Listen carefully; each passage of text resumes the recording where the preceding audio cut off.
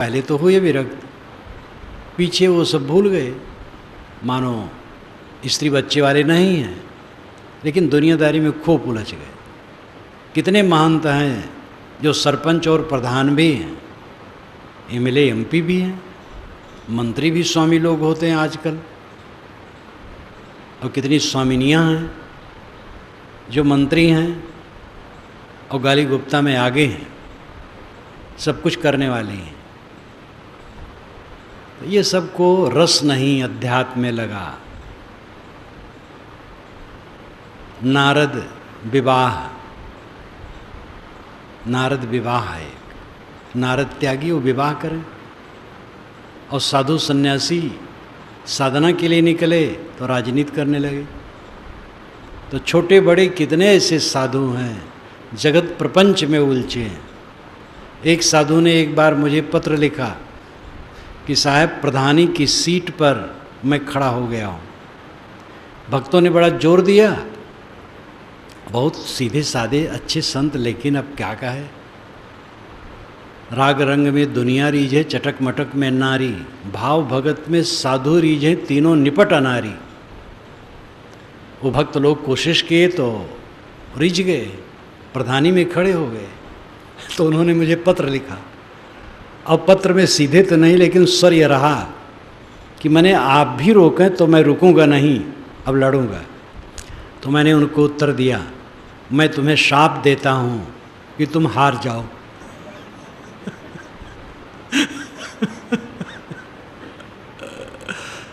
तो सचमुच में हार गए, मेरे शाप देने से नहीं हार गए। हार गए। तो जब मैं मिला तो बहुत हंसे कि आपका शाप लग गया, छुट्टी पा गया।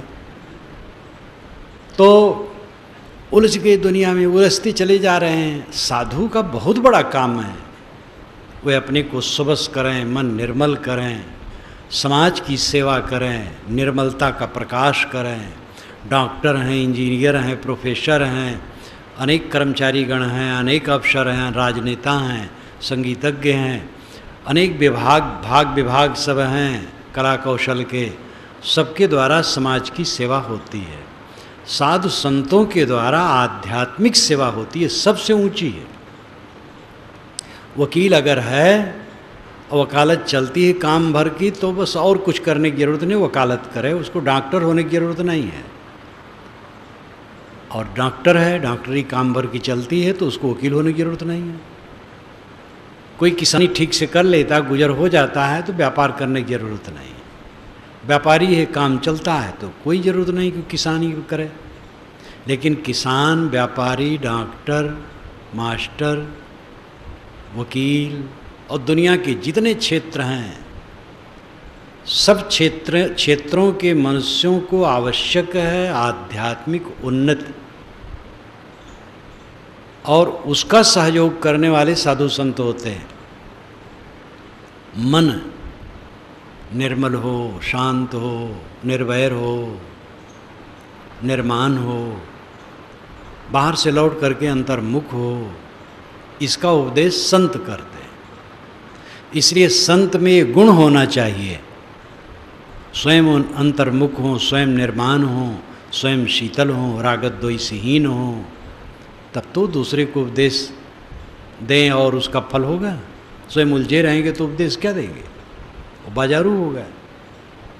तो संतों का काम सबसे वजनदार है, मानसिक पीड़ा को हरने वाले संत हैं। अब वे समझ ही नहीं पाए, वेश धर लिए, उलझ गए दुनिया में। भोजन मिल जाए, कपड़े मिल जाए, सोने की जगह मिल जाए, बहुत है। चकर मकर में मत भूलो, दूसरे के ऐश्वर्य की तुलना करके उलझो न।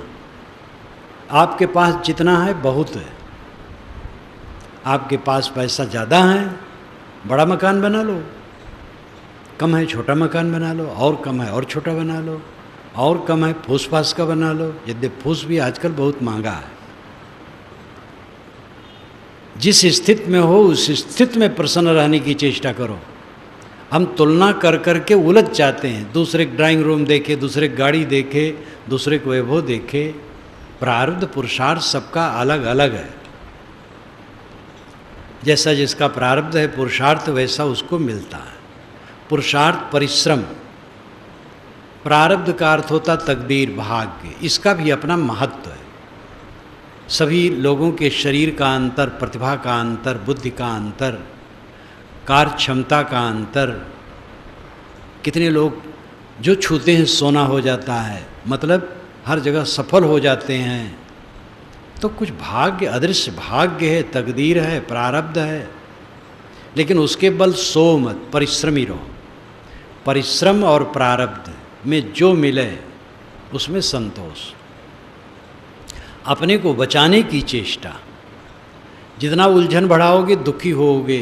भंवर जाल, बच्चों के लिए सेवा कर दो, उनके लिए व्यवस्था कर दो, बहुत अपने को उनमें डुबाओ मत।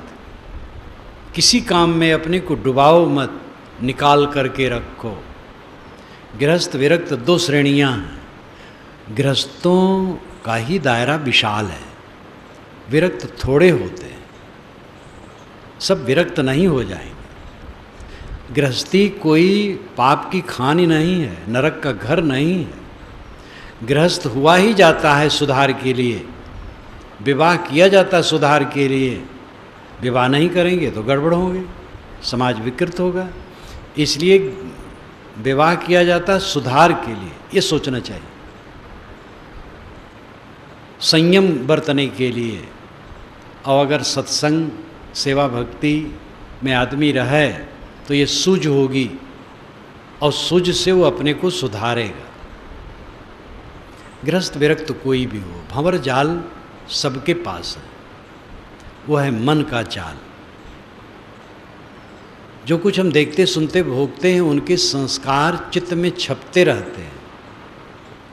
मनुष्य की वही पूंजी बनते हैं और उसी में उलझ उलझ करके सारा संसार मर रहा है। ये मन के जाल को काटो, ये भंवर जाल है। ध्यान का अभ्यास इसीलिए कराया जाता है, मन के जाल को काटने के आदती बनो। ध्यान शिविर में जो आते हैं, ये बात नहीं कि 7-8 दिन में सिद्धि मिल जाएगी। पहली बात तो आप बैठेंगे इतनी इतनी देर तक, ये साहस होगा कि हम बैठ सकते हैं। यहाँ सादा भोजन मिलता है, यद्यपि सादा रहा नहीं जाता है। और पहले मैंने इसको रोका लेकिन रोक नहीं पाया क्योंकि प्रतिदिन कोई न कोई भंडारा देता है भगत। अब भंडारा जब हो तो उसमें कुछ मिष्टान न बने तो भंडारा लोग मानते ही नहीं। मैंने पहले कोशिश किया कि भाई दाल भात रोटी सब्जी बनाओ, हलवा पूड़ी तो खैर नहीं बनाते हैं, खीर ये सब न बनवाओ, मिठाई न बनवाओ। कोई माना नहीं। जंगल का रोदन सिद्ध हुआ हमारा। जैसे जंगल में कोई रोए तो कौन सुने? नहीं साहब, जब तक मिष्टान न बनेगा क्या भंडारा। तो ये तो हो गया है, लेकिन हो जाता है, लेकिन साधक स्वयं सावधान रहें। और भंडारी को भी चाहिए कि ये सब चीज़ें थोड़ा थोड़ा ही हो, ज़्यादा नहीं। सादा भोजन कम से कम सब्जी इत्यादि कैसे बनाना चाहिए, मिर्च मसाले अहितकर हैं। सात्विक भोजन की आदत पड़ रही है। संतों के पास में बैठने का आपका सौभाग्य मिल रहा है, ज्ञान की बातें सुन रहे हैं, प्रयास करते हैं, कुछ चित्त में अंतर भी आता है, तो करते करते होता है। सिद्ध एक दिन में कोई नहीं हो सकता है। जो लंबे समय से साधना करते हैं वह स्वयं इसका अनुभव कर सकते हैं। थोड़े दिन से भी जो साधना करते हैं उनको भी अंतर आता है। पहले का भाव बदल जाता है। साधना में कोई लगा है तो धीरे धीरे काफ़ी उन्नत होती चली जाती है। मैं स्वयं अपना अनुभव करता हूँ। थोड़ी उम्र में जो मेरा मन था, 17-18 वर्ष की उम्र में, फिर आगे आगे जो परिवर्तन हुआ, और परिवर्तन होते होते होते होते कितना हुआ, कहाँ कहाँ मन नाचता था, अब उधर कभी जाता ही नहीं है। तो एक दिन के प्रयास से थोड़े हुआ। इसलिए किसी को हारना नहीं चाहिए, सबको लाभ होगा। जितनी मेहनत करेंगे उतनी तीव्रता से होगा, लेकिन लाभ सबको होगा।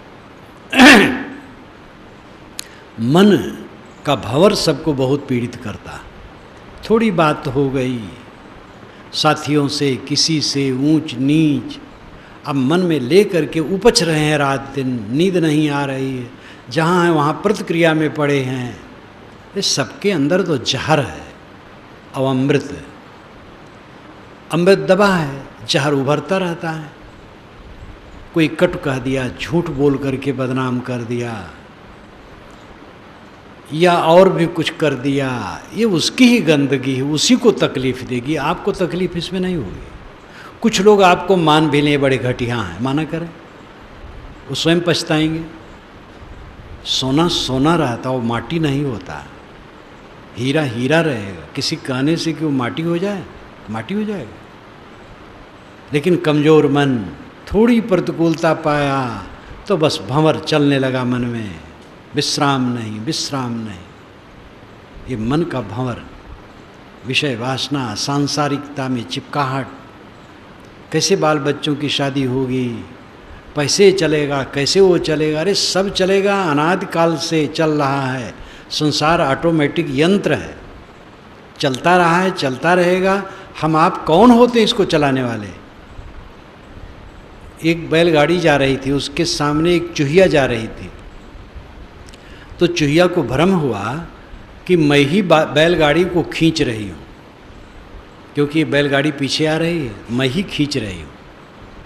तो सोची कि अच्छा तो मैं मुड़ करके देखूँ, तो बाएं मुड़ गई तो गाड़ी आगे निकल गई।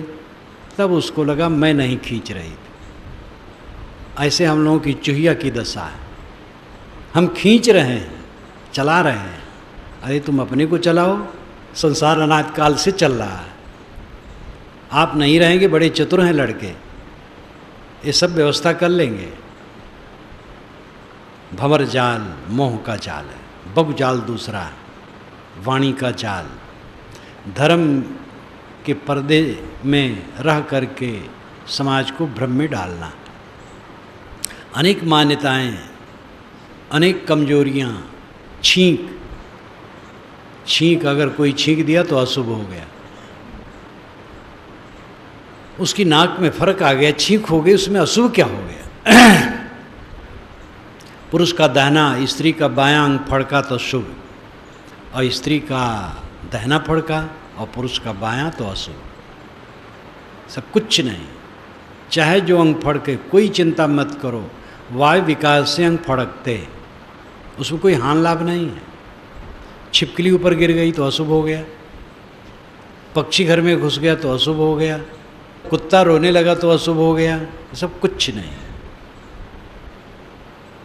दिशाशूल आपको लगता, मंगल बुध उत्तर दिश काला, मंगल बुध उत्तर को जाओगे तो काल है, लेकिन मंगल बुध को भी इलाहाबाद से फैजाबाद के लिए ट्रेनें बसें छूटती, और सबका एक्सीडेंट नहीं होता है।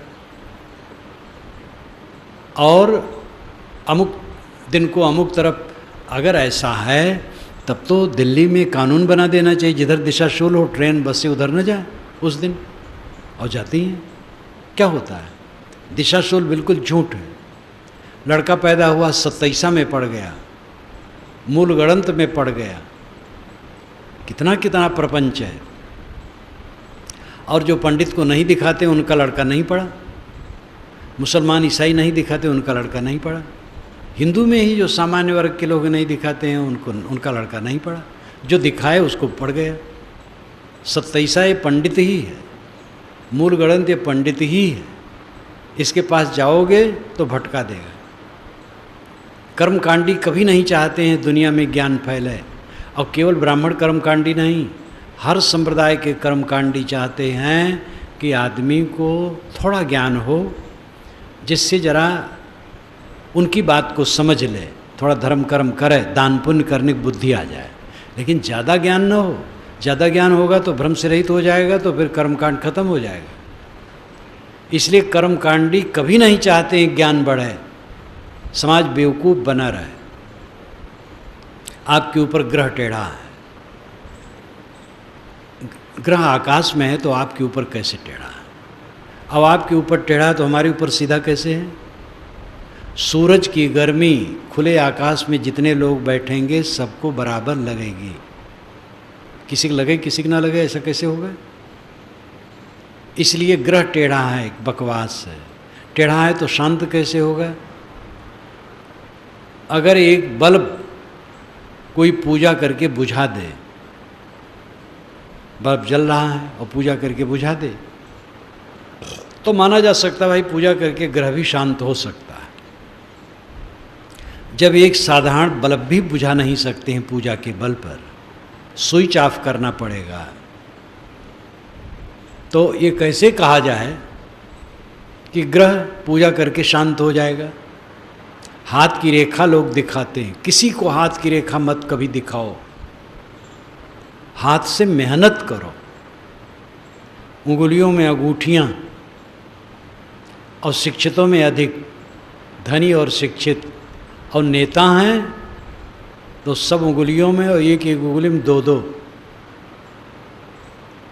यही इलाहाबाद के एक बड़े नेता, जब उनकी उंगलियों में 9 अंगूठियाँ एक साधु ने देखी तो कहा ये 9 अंगूठियाँ, कहे नहीं जानते हो 9 ग्रह हैं? लेकिन वे वहाँ से हार गए, वोट में जीते नहीं। और 9 ग्रह की सुरक्षा में जो 9 अंगूठियाँ थी सब फेल हो गई। उंगलियों में अंगूठियाँ पहनने से गंदगी जमती है, और उसी से भोजन करना, देवियों को तो आटा गूंदना, सब कुछ करना उसी से। इसलिए अंगूठियाँ बिल्कुल नहीं पहनना चाहिए, नाखून बड़े बड़े नहीं रखना चाहिए। नग और धातु पहनने की बड़ी महिमा शास्त्रों में लिखा है, वेद तक में लिखा है, अथर्ववेद में बहुत ज़्यादा है। वेद क्या कहते, जो मेरी पुस्तक है उसको पढ़ करके वैदिक युग की सारी बातें आप जान सकते हैं। अब वेद में लिखा है तो वेद में हर प्रकार की बात लिखी है, आपको निर्णय करना पड़ेगा। ये मान लेना कि वेद में जो लिखा है सब सच है, शास्त्र में लिखा है सब सच है, अंधविश्वास की बातें काफ़ी भर गई हैं। निर्णय करके विचार करो। वेद की ऋषि ने स्वयं आज्ञा दी है, सक्त में उतितो न अपनंतो यत्र धीरा मनसा वाचम कृत अत्रा सखाया सख्या न जानते भद्रैशाम लक्ष्मीर्निहितादिवाच। सक्त में उतितुना सक्तुम यु तितुना सक्तुम सत्तु तितौना चालना तितौनाम चलनी।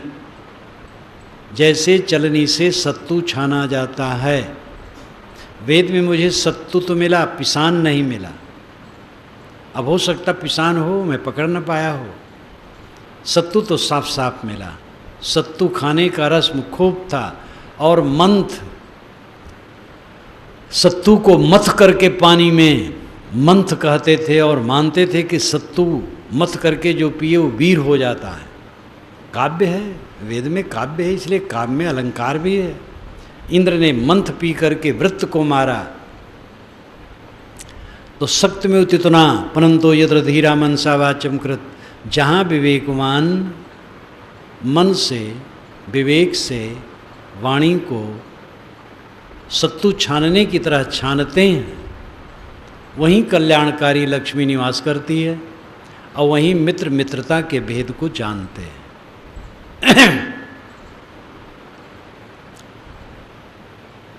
इस प्रकार ऋषि ने स्वयं कहा कि जैसे सत्तू छाना जाता है वैसे वाणी को छानो। साहब का दोहा तो आप जानते, जिसको साखी कहते हैं। साधु ऐसा चाहिए जैसा सूप सुभाए, सार सार को गए रहे थोथा दे उड़ाए। साधु वह है जो फटक दे, भूसी उड़ जाए, चावल रह जाए, असार को छोड़ दे, सार को ग्रहण कर ले। दुनिया की सारी किताबें मनुष्य की रचनाएं हैं, दुनिया के सारे महापुरुष केवल मनुष्य हैं, दुनिया के सारे ग्रंथ, सारे पंथ संप्रदाय मनुष्य के चलाए हैं। कोई किताब, कोई महापुरुष, कोई संप्रदाय अलौकिक नहीं है। ये अलौकिकता का चक्कर डाल करके धार्मिकों ने बड़ा विघटन किया। हमारा संप्रदाय अलौकिक तो आपका लौकिक। लौकिक जो है वो कल्याण नहीं कर सकता, अलौकिक करेगा। हमारा संप्रदाय अलौकिक है। हमारा महापुरुष ईश्वर का दूत है या ईश्वर का अवतार है। हमारी किताब ईश्वर की वाणी है, दूसरी किताब ईश्वर की वाणी नहीं। बड़ी चालबाजी है। अगर है दूसरी किताब तो उसका कानून अब मनसूख हो गया है, रद्द हो गया है। बड़ी बड़ी चालबाजियाँ, ये बगजाल। स्वर्ग और मोक्ष के ठेकेदार बने बैठे हैं संप्रदाय वाले। केवल हमारे संप्रदाय से मोक्ष है, दूसरे से नहीं। मोक्ष और स्वर्ग संप्रदाय की वस्तु नहीं है, व्यक्तिगत वस्तु है। मन प्रेम से पूर्ण हो, तनाव न हो, रागत द्वेष न हो। जिन मनुष्यों की कुंडली में हम बैठे हैं, रात दिन जी रहे हैं, उनके प्रति शुद्ध प्रेम, निष्कपट हृदय, निर्मल बर्ताव हो,